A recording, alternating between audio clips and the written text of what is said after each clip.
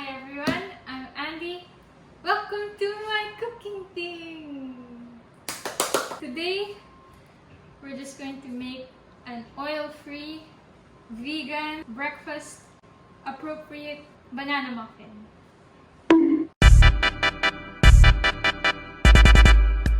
Okay, so first off, we got the ingredients. 1/4 cup of milk. Can be any milk that you want. I'm using soy milk because I like soy milk. 1/4 cup of maple syrup. 2 teaspoons of vanilla extract. And then in this little thing, because I ran out of bowls, I have 1/2 teaspoon of baking soda, 2 teaspoons of baking powder, and 1/2 teaspoon of salt. I use fine sea salt because it has more flavors because of the impurities from the sea. But anyways, I also have 1 teaspoon of ground cinnamon and 1/2 teaspoon of ground nutmeg. I have 1 cup of all-purpose flour. You can also use whole wheat flour. 3/4 cups of almond flour. And for my add-ons, I usually like, if I want to feel a bit healthier, I usually go for pumpkin seeds. Let me get it. I usually go for pumpkin seeds and sunflower seeds on top. Sometimes I put a bit of muscovado, but we're trying to make it as healthy as possible. So these are the go-to options for health. I'm not nice. I want chocolate. It's 68% dark chocolate, so first up, oh, I forgot to mention, you need 3 large bananas. It's supposed to give you about 1 3/4 cup of mashed bananas. That's the yield, but I only have small bananas.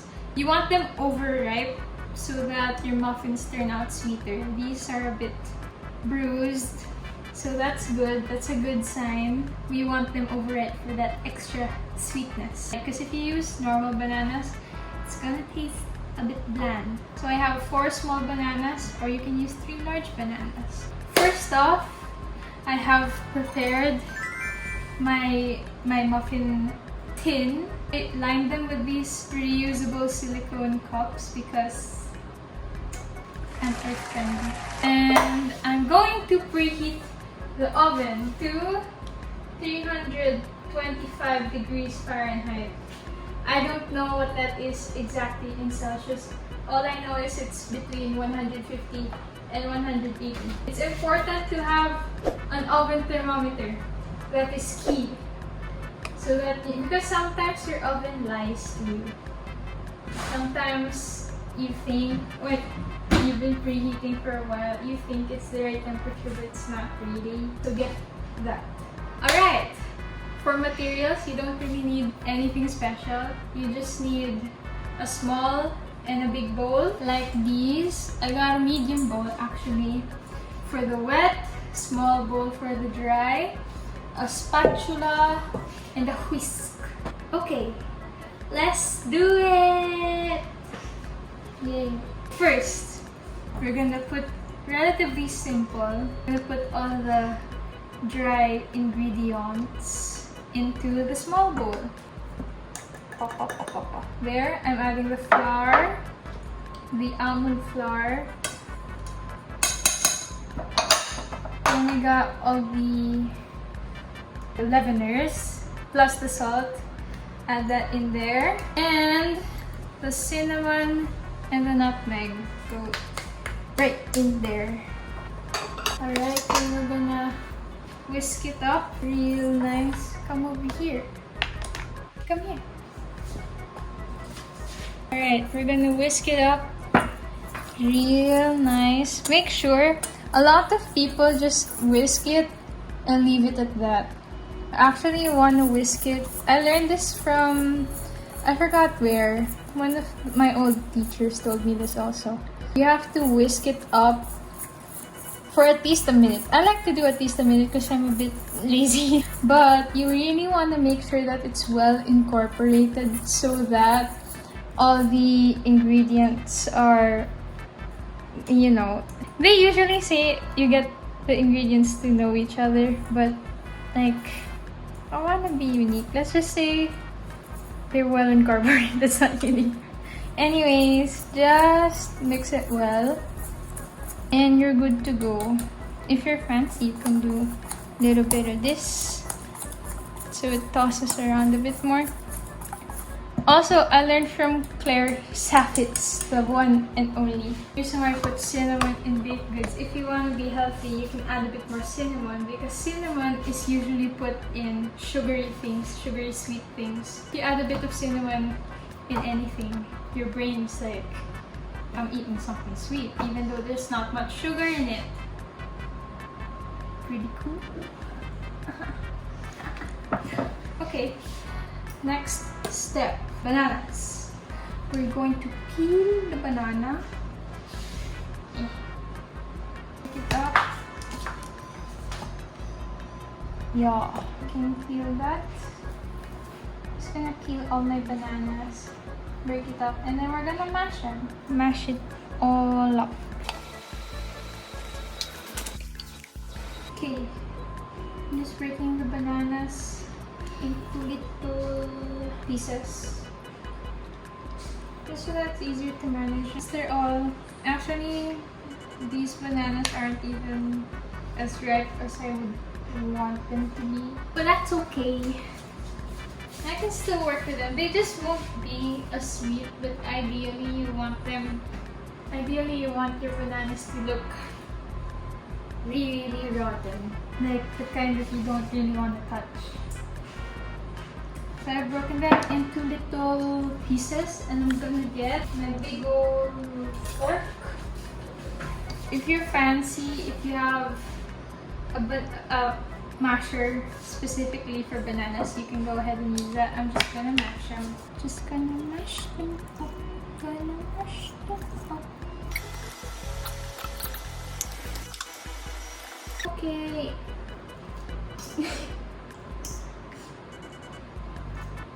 You can pause for a bit. It's hard. Cheers. Helping me mash. Good job.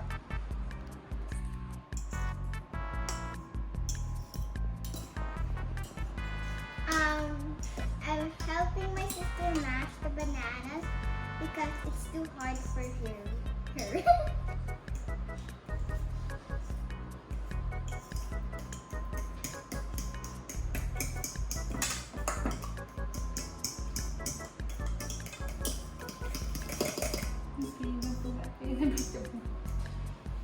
Alright, I have mashed the bananas with the help of Kimi, my sister.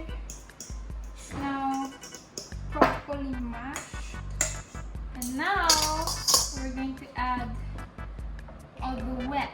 We have the vanilla, and then we have the maple and the soy milk. You can use almond milk, oat milk, whatever. I'm gonna first add the vanilla, then I'm gonna add the soy milk, and then the maple syrup.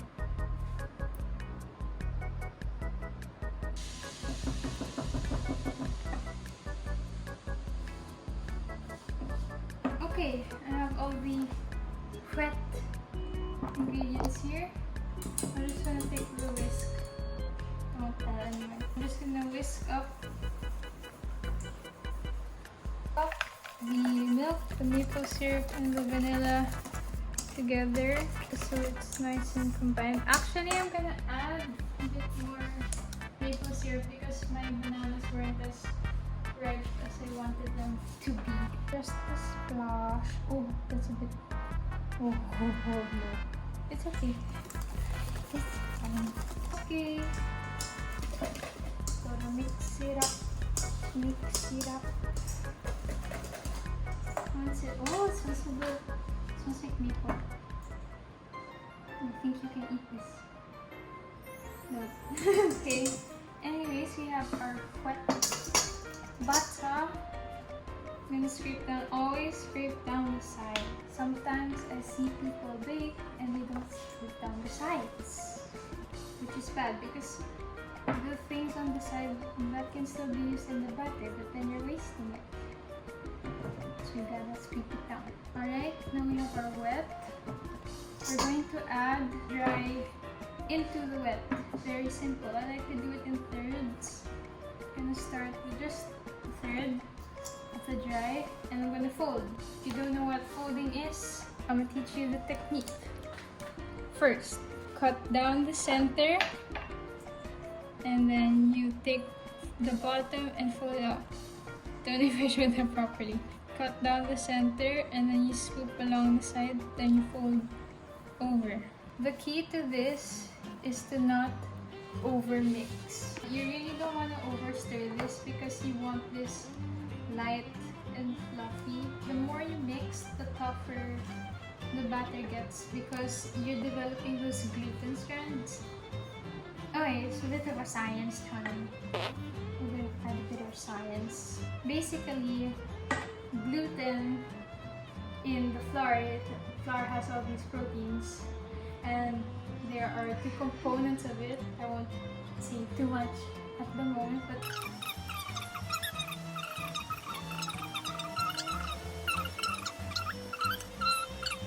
so make sure you keep the mixing to a minimum. I'm gonna add the second third. Ooh, it's hard work. I'm sweating. As I was saying, you just wanna stir it up. Make sure you don't stir too much. Just gonna fold around, cut in the middle, cut, bring it over around the side, and then you can flatten it out like this just to get those bits. It's okay if you still have some dry parts on the sides. You can keep that. I'm gonna add in. Before I do that, actually, I'm going to mix in the chocolate bits. This is half a cup of 68% dark chocolate. I'm gonna add it in here. To be honest, I forgot the reason why I do this. I remember when I was a kid, I used to have baking classes, and my teacher would always say to cover your add-ins.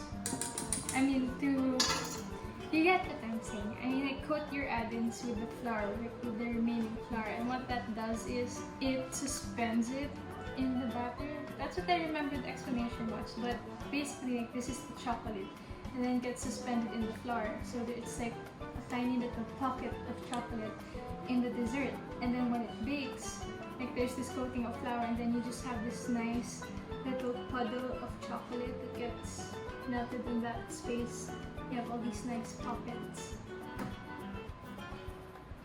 That's what I remember.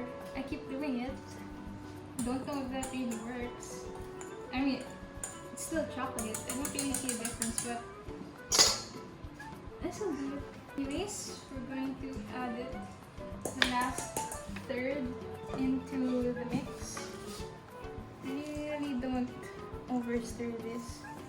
Gently folding, cutting down the center, and bring it over the top. Again, fan it up. Do that. Give you some nice guns.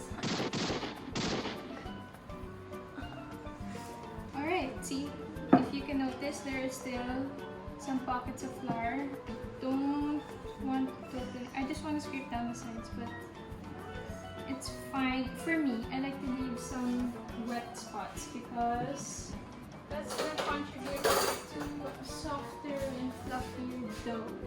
Okay, dokie. We're going to get our thing, our muffin thing, and then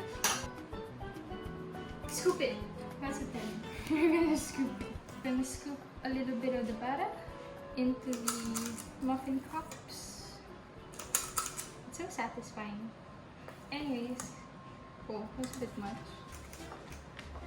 Then you can scoop it up. Alright. Actually, I feel like I want a bit more chocolate. Go crazy. Okay,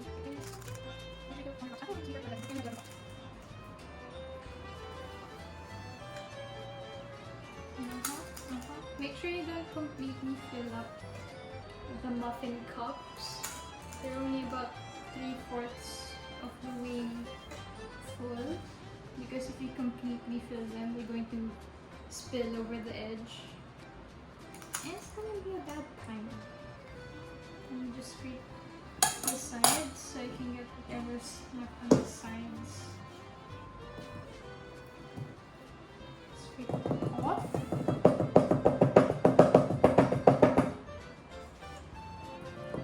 And it there. There's a little bit left. You can put it on the areas that don't have as much. Yeah, that's pretty much it. Okay, so right now I have the lined and filled muffin cups. If you want, I'm gonna do something a bit wild. I'm gonna add some cacao nibs for a bit of that bitterness, and you know what? A bit more cinnamon. I like cinnamon. I love cinnamon.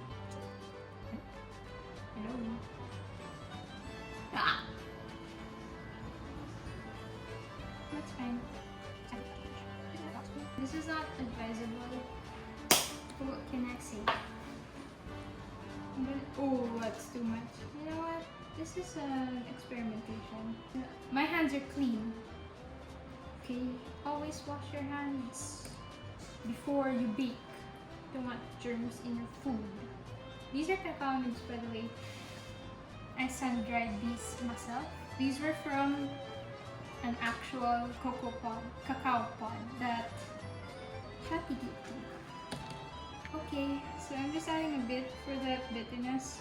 I always like to complete the tastes, like, you know, sweet, salty, bitter, a bit of spice, a bit of, you know, just rounds the whole dish out.